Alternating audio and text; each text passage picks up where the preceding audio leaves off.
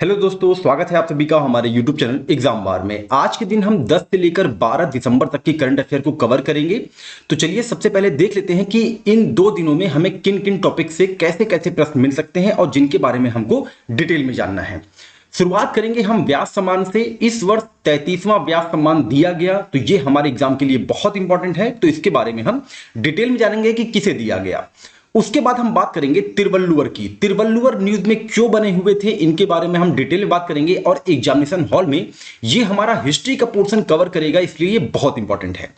फिर हम बात करेंगे विकसित भारत @2047। ये क्या है, ये इससे जो है कैसे प्रश्न बन सकता है, इसके बारे में हम डिटेल में बात करेंगे। फिर हम बात करेंगे अमृत तकनीकी की। अमृत टेक्नोलॉजी क्या है, किससे रिलेटेड है, न्यूज में क्यों बना हुआ था, इसके बारे में जानेंगे। अनुच्छेद 370 को लेकर सुप्रीम कोर्ट का क्या वर्डिक्ट आया है, और ये एग्जामिनेशन हॉल में हमारा पॉलिटी का पोर्शन कवर करेगा, तो ये बहुत इंपॉर्टेंट सेक्शन होगा, इसके बारे में भी हम डिटेल में बात करेंगे। फिर बात करेंगे प्रौद्योगिकी विकास निधि कि ये क्या है, ये न्यूज में क्यों बना हुआ था। उसके बाद आप एग्जाम में अक्सर जो है इंडेक्स या फिर सूचकांक से प्रश्न देखते होंगे, तो जलवायु परिवर्तन प्रदर्शन सूचकांक 2024 जारी कर दिया गया है, तो इसके बारे में हम डिटेल में बात करेंगे। कॉप 28 का आयोजन यूएई में हुआ। अब कॉप 28 से जितने भी इंपॉर्टेंट फैक्ट है वो हम आज इस वीडियो में कवर करेंगे, और ये बहुत ही इंपॉर्टेंट है। अब चूंकि इसका आयोजन अभी हाल ही में हुआ है, तो ये हमारे एग्जाम जैसे आरओ है, एपीएस है और टीसीएस 2024, उसके लिए ये बहुत इंपॉर्टेंट है। तो जितने भी फैक्ट हैं उसको आज के आज ही हम कवर कर लेंगे। फिर हम बात करेंगे मिसिसिपी नदी की कि ये न्यूज में क्यों बना हुआ था, तो ये हमारा एग्जामिनेशन हॉल में ज्योग्राफी का पोर्शन कवर करेगा। तो आज आप देख रहे हैं करंट अफेयर में आपको हिस्ट्री भी दिखाई दे रहा है, पॉलिटी भी दिखाई दे रहा है और ज्योग्राफी भी। ये जो 3 सेक्शन होते हैं किसी भी एग्जाम के, ये आज आपको करंट अफेयर में देखने को मिलेंगे। करंट अफेयर को लेकर एक चीज मैं स्पष्ट करना चाहता हूं, आप लोग इसको थोड़ा इग्नोर कर रहे हैं, लेकिन आप विश्वास करिए कि इनडायरेक्ट और डायरेक्ट इन दोनों चीजों को मिला के लगभग 70% प्रश्न जो है वो करंट अफेयर से आता है। और अगर आप डेली नोट्स नहीं बना रहे हैं, डेली आप नहीं पढ़ रहे हैं करंट अफेयर, तो बहुत बड़ी गलती कर रहे हैं। अपने खुद के नोट्स बनाइए, पीडीएफ पे डिपेंड मत रहिए। पीडीएफ क्या है, पीडीएफ जो है मोबाइल में केवल ऐसे ही स्टोर के रूप में रखा रहता है। अगर जब तक आप अपने नोट्स नहीं बनाते हैं, और नोट्स बनाने से होगा क्या ना कि एग्जाम जब भी नजदीक आएगा तो आपको रिवीजन करने में बहुत आसानी होगी। तो आज के टॉपिक बहुत इंपॉर्टेंट है। चलिए शुरुआत करते हैं वन लाइनर इंपॉर्टेंट फैक्ट के साथ। पहला पॉइंट है, प्रधानमंत्री नरेंद्र मोदी 12 दिसंबर यानी कि आज के दिन नई दिल्ली में भारत मंडपम में global partnership on artificial intelligence GPAI शिखर सम्मेलन का उद्घाटन करेंगे। नेक्स्ट पॉइंट की बात करें, पर्यटकों की संख्या को बढ़ावा देने के लिए भारत सरकार के पर्यटन मंत्रालय ने अतुल्य भारत भ्रमण वर्ष 2023 की घोषणा की है। नेक्स्ट पॉइंट की बात करें, वनों और कृषि वानिकी के सतत प्रबंधन को प्रोत्साहन प्रदान करने के लिए भारतीय वन और लकड़ी प्रमाणन योजना शुरू की गई है। इस योजना में वन प्रबंधन प्रमाणीकरण, वन प्रबंधन प्रमाणन के बाहर आने वाले पेड़ और निगरानी प्रमाणीकरण की श्रृंखला सम्मिलित है। भारतीय वन प्रबंधन संस्थान भोपाल योजना संचालन एजेंसी के रूप में कार्य करेगा। अब ये स्टेटमेंट जो है, अभी आपको पता है कि संसद का शीतकालीन सत्र चल रहा है, तो पर्यावरण मंत्रालय की ओर से एक प्रश्न के उत्तर में ये स्टेटमेंट दिया गया था। तो वो जो प्रश्न के उत्तर में जितने भी डेटा प्रोवाइड करवाए जाते हैं, तो वो कहीं ना कहीं डायरेक्ट इनडायरेक्ट हमारे पीटी और मेंस दोनों के लिए इंपॉर्टेंट होते हैं, तो वहां से भी प्रश्न आपको देखने को मिल सकते हैं। आगे बढ़ते हैं, बात करते हैं कि पेट्रोलियम एवं प्राकृतिक गैस राज्य मंत्री श्री रामेश्वर तेली ने एक लिखित उत्तर में कौन सा स्टेटमेंट दिया है। उन्होंने बताया कि सरकार ने इथेनॉल आपूर्ति वर्ष 2025-26 तक इथेनॉल मिश्रित पेट्रोल कार्यक्रम के अंतर्गत पेट्रोल में इथेनॉल के 20% मिश्रण का लक्ष्य निर्धारित किया है। पेट्रोल में इथेनॉल के 10% मिश्रण का लक्ष्य नवंबर 2022 तक प्राप्त किया जाना था, लेकिन इसे 5 महीने पूर्व यानी कि जून 2022 में ही प्राप्त कर लिया गया है। तो ये बहुत ही इंपॉर्टेंट स्टेटमेंट है जो कि उन्होंने लिखित उत्तर में जानकारी दी है। साथ ही उन्होंने ये भी बताया कि G20 सम्मेलन के दौरान ग्लोबल बायोफ्यूल एलायंस की स्थापना का जो उद्देश्य है वो प्रमुख चुनौतियों का समाधान करना और जैव ईंधन की क्षमता को साकार करना है। तो बहुत ही इंपॉर्टेंट फैक्ट होगा, इसको आप अपने नोट पॉइंट में जरूर मेंशन करें। नेक्स्ट पॉइंट की बात करें, 27वें world association of investment promotion agency के विश्व निवेश सम्मेलन का शुभारंभ 11 दिसंबर 2023 को नई दिल्ली में किया गया। अब ये इंपॉर्टेंट क्यों होगा? क्योंकि यह पहला मौका है जब विश्व निवेश सम्मेलन का आयोजन भारत में हो रहा है। तो कहां पे होगा? नई दिल्ली में होगा, इसको आप ध्यान रखेंगे। और 4 दिवसीय इस विश्व निवेश सम्मेलन का आयोजन India international convention and expo centre Yashobhoomi नई दिल्ली में किया जा रहा है। नेक्स्ट पॉइंट की बात करते हैं। रामनाथ कोविंद ने पीएम मोदी पर आधारित पुस्तक नए भारत का संवेदना का विमोचन किया है। यह एक मौलिक संग्रह है जो प्रधानमंत्री नरेंद्र मोदी के प्रभावशाली भाषणों पर प्रकाश डालता है, जो हमारे देश के संविधान में निहित मूल सार और मूल्यों की गहराइयों से पड़ताल करता है। नेक्स्ट पॉइंट की बात करें। आईटीसी लिमिटेड 68.6 अरब डॉलर के बाजार पूंजीकरण के साथ ब्रिटिश अमेरिकन टबैको को पीछे छोड़कर दुनिया की तीसरी सबसे मूल्यवान तंबाकू कंपनी बन गई है। तो बहुत इंपॉर्टेंट होगा क्योंकि इसने ब्रिटिश अमेरिकन टबैको को पीछे छोड़ा है, इसको आप ध्यान रखेंगे। नेक्स्ट पॉइंट की बात करें। केंद्रीय मंत्री ने महाराष्ट्र की 2 वर्षीय दिव्यांग बच्ची वंशिका नंद किशोर माने को एक कोरंडवा यूनिक डिसेबिलिटी आईडी यानी कि यूडीआईडी कार्ड प्रदान किया है। अब बता दें कि यूडीआईडी परियोजना की शुरुआत वर्ष 2017 में शुरू की गई थी और इस परियोजना का उद्देश्य दिव्यांगजनों को यूनिक आईडी प्रदान करना है और कार्यनीति कल्याणकारी योजनाओं के लिए एक व्यापक डेटाबेस तैयार करना है। आगे बढ़ते हैं, बात करते हैं नेक्स्ट पॉइंट की। पूर्व केंद्रीय मंत्री और भाजपा नेता विष्णुदेव साय छत्तीसगढ़ के नए मुख्यमंत्री बने। वहीं मध्य प्रदेश में वरिष्ठ भाजपा नेता डॉक्टर मोहन यादव प्रदेश के नए मुख्यमंत्री बने। डॉक्टर यादव उज्जैन दक्षिण विधानसभा की सीट से तीसरी बार विधायक चुने गए हैं। नरेंद्र सिंह तोमर मध्य प्रदेश विधानसभा के अध्यक्ष होंगे। राजेंद्र शुक्ल और जगदीश देवड़ा मध्य प्रदेश के उप मुख्यमंत्री होंगे। अब चूंकि मध्य प्रदेश की सीमा उत्तर प्रदेश से लगती है तो ये फैक्ट हमारे एग्जाम के लिए इंपॉर्टेंट होगा। नेक्स्ट पॉइंट की बात करें। ऑटिज्म के निदान के लिए भारतीय दृष्टिकोण के बारे में 2 दिवसीय अंतर्राष्ट्रीय कार्यशाला नई दिल्ली में होगी। सामाजिक न्याय और सशक्तिकरण मंत्रालय के तहत राष्ट्रीय बौद्धिक दिव्यांगजन सशक्तिकरण संस्थान द्वारा इस कार्यशाला का आयोजन किया जा रहा है। आगे बढ़ते हैं, बात करते हैं नेक्स्ट पॉइंट की। अफ्रीका में चल रही लंबी दूरी की तैनाती के हिस्से के रूप में भारतीय नौसेना जहाज सुमेधा का आगमन केन्या के लामू बंदरगाह में हुआ है। देखिए बहुत सिंपल सी न्यूज है, लेकिन आपको इन सिंपल सी न्यूज में से कुछ इंपॉर्टेंट पॉइंट होते हैं जो कि हमारे एग्जाम के लिए इंपॉर्टेंट होते हैं, उसको निकालना होता है। जैसे बंदरगाह से अक्सर प्रश्न देखा जाता है, सूची वो एग्जामिनर आपको 2 सूची दे देगा, एक साइड में बंदरगाह और एक साइड में देश दे देगा। तो यहां पे बताया गया है कि केन्या के लामू बंदरगाह, तो आपको ध्यान रखना होगा लामू बंदरगाह कहां है, ये केन्या में है। भारतीय नौसेना जहाजों को भारतीय नौसेना के मित्रता के संबंध बनाने और मित्र देशों के साथ अंतरराष्ट्रीय सहयोग को मजबूत करने के मिशन के हिस्से के रूप में नियमित रूप से समुद्र पार के देशों में तैनात किया जाता है। नेक्स्ट पॉइंट की बात करें। भारत की अश्विनी पोनप्पा और तनीषा क्रेस्टो ने गुवाहाटी मास्टर्स 2023 बैडमिंटन स्पर्धा में महिला डबल्स का खिताब जीत लिया है। इस वर्ष की शुरुआत में भारत की बैडमिंटन जोड़ी ने अबू धाबी मास्टर्स सुपर 100 स्पर्धा भी जीता था। आगे बढ़ते हैं और संसद के शीतकालीन सत्र में एक डेटा प्रोवाइड किया गया है जो कि हमारे एग्जाम के लिए बहुत इंपॉर्टेंट है। वहां पे लिखित उत्तर में बताया गया कि एशियाई शेर, बाघ और हाथियों की जनसंख्या वर्तमान में कितनी है। तो आप देख रहे हैं कि एशियाई शेरों की 2020 की जनगणना के अनुसार 674 एशियाई शेर हैं। वहीं अगर हम बाघों की बात करें तो 2022 के जनगणना के अनुसार 3682, ये संख्या बहुत इंपॉर्टेंट है, इतने हमारे देश में बाघ हैं।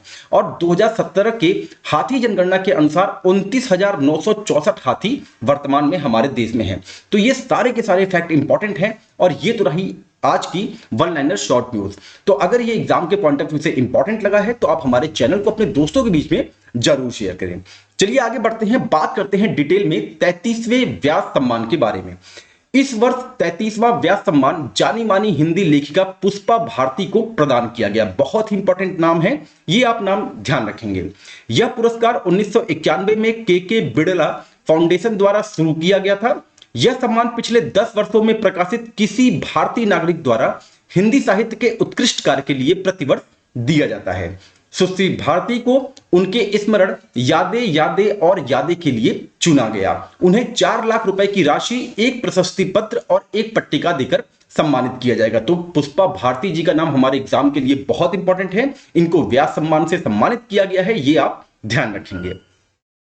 आगे बढ़ते हैं, बात करते हैं तिरुवल्लुवर ये न्यूज में क्यों बने हुए थे, और ये हमारे एग्जाम के लिए बहुत इंपॉर्टेंट है। हिस्ट्री का पोर्शन कवर करेगा तो उस डायमेंशन को भी हम देखेंगे। तो न्यूज ये है कि प्रधानमंत्री नरेंद्र मोदी ने फ्रांस के सर्गी में तमिल कवि और दार्शनिक तिरुवल्लुवर की प्रतिमा का अनावरण की प्रशंसा की है। अब इसके बारे में हम डिटेल में बात करते हैं कि तिरुवल्लुवर आखिर थे कौन। तिरुवल्लुवर, जिन्हें वल्लूर भी कहा जाता है, एक तमिल कवि संत थे। द्रविड़ समूहों में ने उन्हें एक संत माना क्योंकि वे जाति व्यवस्था में विश्वास नहीं रखते थे। उनके द्वारा संगम साहित्य में तिरुकुरल या फिर कह ले कुराल की रचना की गई थी। तिरुकुरल में 10 कविताएं व 133 खंड शामिल हैं, जिनमें प्रत्येक को 3 पुस्तकों में विभाजित किया गया है। अब ये 3 पुस्तक कौन कौन से हैं? आराम, पोरुल और कामम।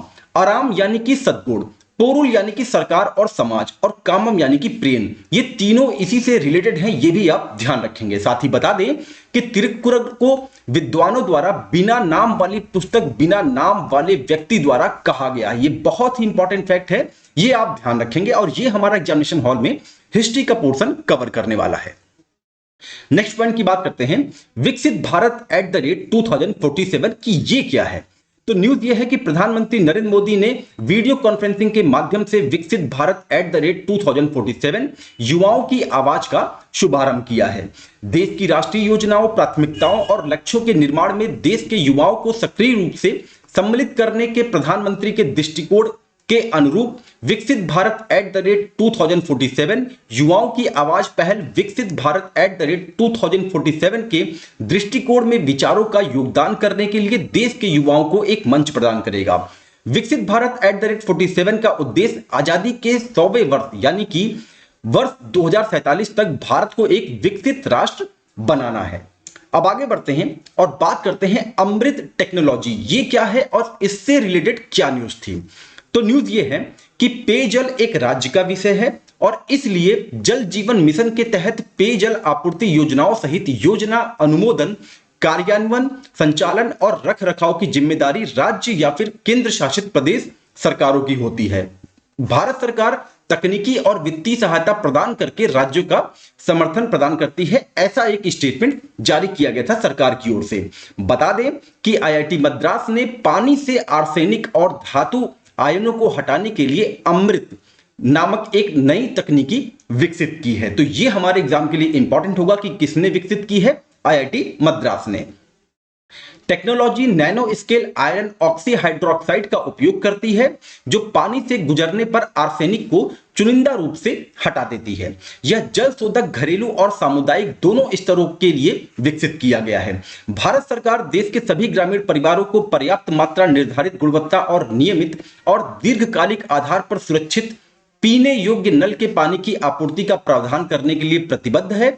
इस उद्देश्य से भारत सरकार ने अगस्त 2019 में राज्यों की साझेदारी में लागू होने वाले जल जीवन मिशन की शुरुआत की थी। तो देखिए यहां पे आपको यह भी पता चल गया कि जल जीवन मिशन की शुरुआत अगस्त 2019 में की गई थी।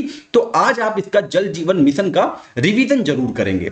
आगे बढ़ते हैं और बात करते हैं अनुच्छेद 370 को लेकर सुप्रीम कोर्ट का क्या वर्डिक्ट आया है, जो कि बहुत इंपॉर्टेंट है। तो न्यूज यह है कि उच्चतम न्यायालय के मुख्य न्यायाधीश DY चंद्रचूड़ की अध्यक्षता वाली 5 जजों के बेंचों ने सर्वसम्मति से जम्मू कश्मीर से 370 को हटाने के केंद्र सरकार के फैसले को वैध करार दिया है। तो आपको यह भी ध्यान रखना है कि कितने जजों की बेंच थी, 5 जजों की बेंच थी। अब वो 5 जज कौन कौन से थे, तो DY चंद्रचूड़ जो कि अध्यक्ष हैं, justice Sanjay Kishan Kaul, justice Sanjiv Khanna, justice BR Gavai और जस्टिस सूर्यकांत। ये 5 नाम हैं, इनको भी आप ध्यान रख सकते हैं क्योंकि यूपी में जो एग्जाम होते हैं ना वो ज्यादातर वहां से फैक्ट पूछे जाते हैं, तो ये फैक्ट ही है। तो ये नाम अगर हो सके तो आप अपने नोट पॉइंट में जरूर मेंशन करें। बता दें कि केंद्र सरकार ने 5 अगस्त 2019 को भारतीय संविधान के अनुच्छेद 370 को अप्रभावी बना दिया था। CGI ने अपने निर्णय में कहा है कि जम्मू कश्मीर भारत का एक अभिन्न अंग है। यह संविधान के अनुच्छेद 1 और 370 में स्पष्ट वर्णित है।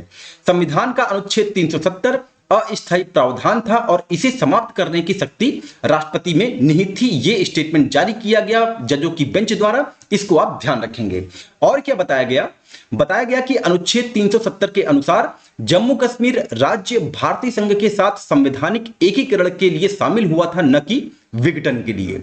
सीजीआई ने कहा कि हम जम्मू कश्मीर से पृथक केंद्र शासित प्रदेश लद्दाख बनाने के केंद्र सरकार के फैसले की वैधता को बरकरार रखते हैं।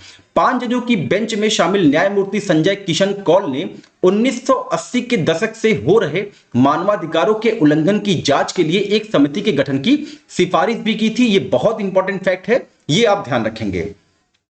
जम्मू कश्मीर के अंतरिम प्रधानमंत्री शेख अब्दुल्ला ने भारतीय संविधान सभा के साथ जुलाई 1949 में वार्ता का नेतृत्व किया था।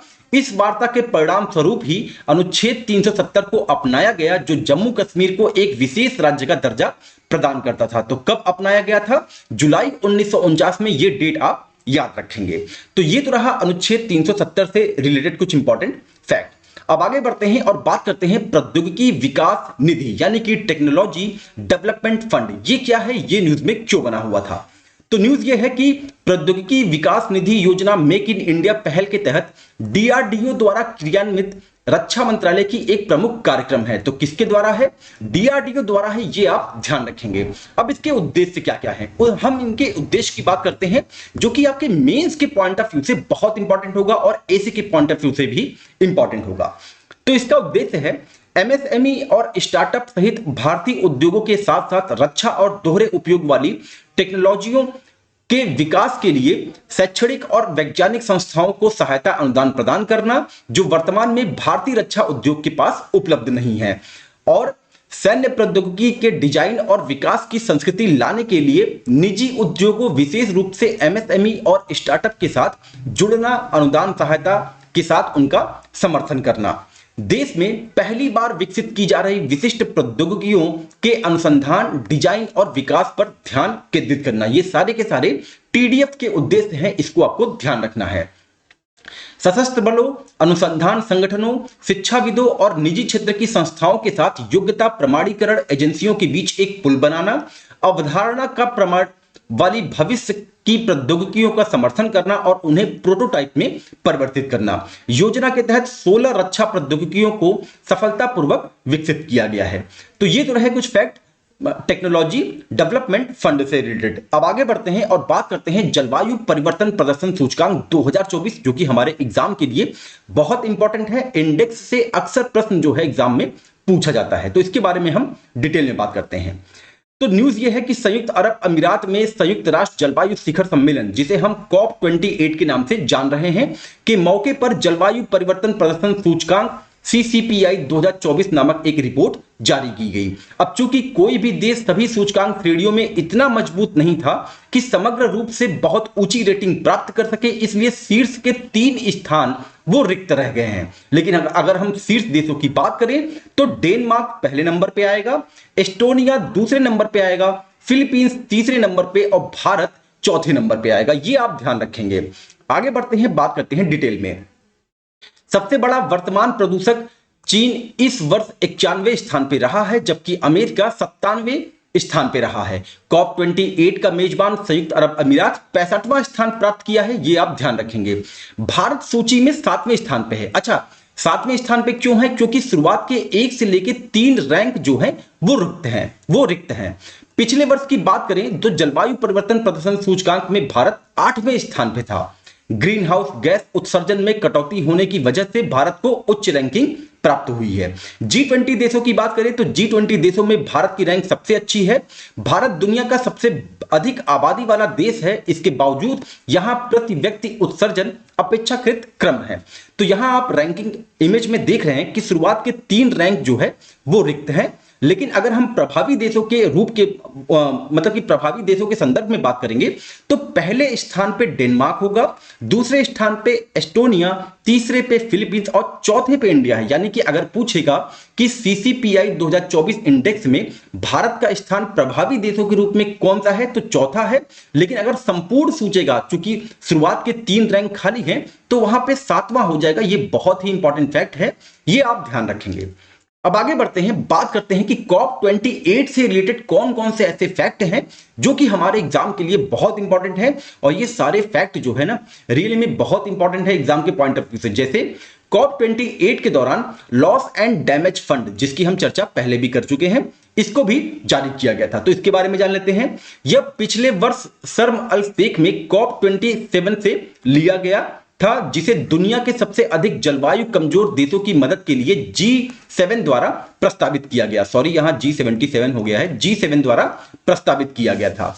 विश्व बैंक द्वारा प्रबंधित किए जाने वाले फंड स्थापना के लिए अब तक लगभग 450 मिलियन डॉलर की समिति बनाई जा चुकी है, जिसमें संयुक्त अरब अमीरात, जर्मनी से 100 मिलियन डॉलर, यूरोपीय संघ से 145 मिलियन डॉलर, यूके से 50 मिलियन डॉलर और अमेरिका से 17 मिलियन डॉलर शामिल हैं। तो अगर एग्जाम में आता है कि लॉस एंड डैमेज फंड की स्थापना कब की गई थी, तो आपको ध्यान रखना होगा पिछले वर्ष कॉप 27 में की गई थी, जिसका सम्मेलन जो है शर्म अल शेख में किया गया था।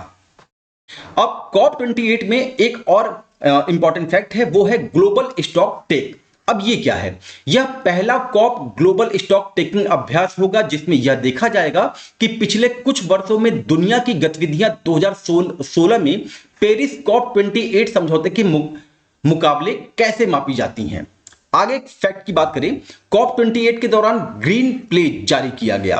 कॉप 28 ने एक वैश्विक नवीकरणीय और ऊर्जा दक्षता प्रतिज्ञा को भी मंजूरी दी है, जिसका लक्ष्य 2030 तक नवीकरणीय ऊर्जा उत्पादन क्षमता को 3 गुना करना है। यह बहुत ही इंपॉर्टेंट फैक्ट है, एग्जाम में पूछेगा कि कितने गुना करना है, तो आपको ध्यान रखना होगा ग्रीन प्लेज में 3 गुना करना है। कब तक? 2030 तक। और कोयले में नए निवेश को समाप्त करने का आह्वान करता है। महत्वपूर्ण बात यह है कि भारत ने इस पर हस्ताक्षर नहीं किया है। नेक्स्ट जो है वो है हेल्थ प्लेज। हेल्थ प्लेज से क्या इंपॉर्टेंट फैक्ट है कि कॉप 28 में पहले स्वास्थ्य दिवस पर वैश्विक नेता स्वास्थ्य और जलवायु परिवर्तन घोषणा का समर्थन करने के लिए एकजुट हुए और जलवायु परिवर्तन के गंभीर स्वास्थ्य प्रभावों पर चेतावनी जारी की। भारत ने इस पर भी हस्ताक्षर नहीं किए हैं, इसको आप ध्यान रखेंगे। भारत न ही ग्रीन प्लेज पे हस्ताक्षर किया है और न ही हेल्थ प्लेज पे। अगला है क्लाइमेट फिनेंस। यह कॉप OECD देशों द्वारा जलवायु वित्त में 100 अरब डॉलर देने की परिभाषा और तंत्र को सुलझाने की उम्मीद करता है। यह प्रतिज्ञा है जो 2009 में की गई थी और 2020 में शुरू होने वाली थी, लेकिन अब तक इस पे पूरा काम नहीं किया गया। वहीं अगर हम फॉसिल फ्यूल की बात करें तो कॉप में जीवाश्म ईंधन की भूमिका पर गर्मागर्म बहस चल रही थी। विशेष रूप से बड़े उपभोक्ताओं और बड़ी अर्थव्यवस्थाओं के रूप में चीन और भारत इसके नियोजित विकास में किसी भी तरह की कटौती के खिलाफ है। वर्तमान में अंतिम मसौदा चरण आउट बनाम शब्द के उपयोग पर अटका हुआ है। भारत ने यह भी स्पष्ट किया कि कटौती सभी जीवाश्म ईंधन पर होनी चाहिए, न कि केवल कोयले पर, जिसकी उसे थर्मल पावर के लिए आवश्यकता है। लगभग 73% भारतीय बिजली उत्पादन कोयले पर आधारित है और साथ ही भारत ने संकेत दिया कि तेल और गैस में कटौती को भी इसमें शामिल किया जाना चाहिए। तो ये कुछ फैक्ट थे कॉप 28 से, ये आप ध्यान रखेंगे। अब हम बात करते हैं कि प्रधानमंत्री नरेंद्र मोदी ने उद्घाटन सत्र कॉप 28 में एग्जाम के पॉइंट ऑफ व्यू से कौन कौन से फैक्ट प्रोवाइड करवाए हैं जो कि हमारे एग्जाम के लिए बहुत इंपॉर्टेंट है।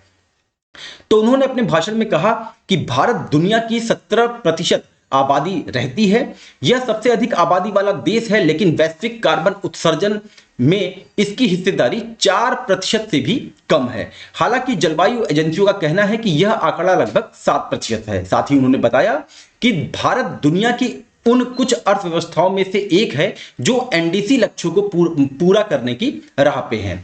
भारत का लक्ष्य 2030 तक उत्सर्जन तीव्रता को 45% कम करना है। भारत मिश्रण में गैर जीवाश्म ईंधन की हिस्सेदारी बढ़ाकर 50% करेगा। बहुत इंपॉर्टेंट फैक्ट है, ये आप ध्यान रखेंगे। कब तक करेगा? 2030 तक करेगा। भारत 2070 के शुद्ध शून्य लक्ष्य पर अड़ा हुआ है और इसे जो है पहले भी प्राप्त किया जा सकता है। भारत और यूएई ग्रीन क्रेडिट पहल की शुरुआत की है, उन्होंने अपने भाषण में बताया है। और सबसे इंपॉर्टेंट फैक्ट जो उन्होंने कहा है कि भारत 2028 में होने वाले कॉप 33 की मेजबानी करना चाहेगा, क्योंकि भारत ने आखिरी बार 2002 में इसकी मेजबानी की थी।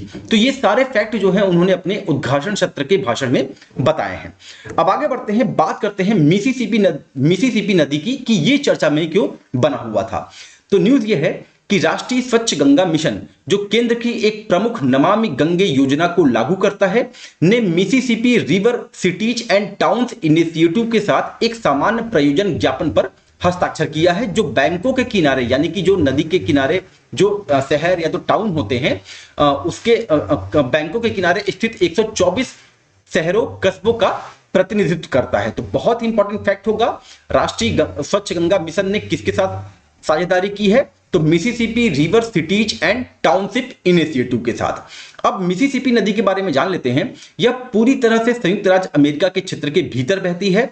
मिसिसिपी नदी उत्तरी अमेरिका की दूसरी सबसे लंबी नदी है, जो इटास्का झील के अपने स्रोत से महाद्वीपीय संयुक्त राज्य अमेरिका के केंद्र से मैक्सिको की खाड़ी तक 2350 मील की दूरी में बहती है। तो ये कहां से निकलती है, इटास्का झील से निकलती है, ये आप ध्यान रखेंगे।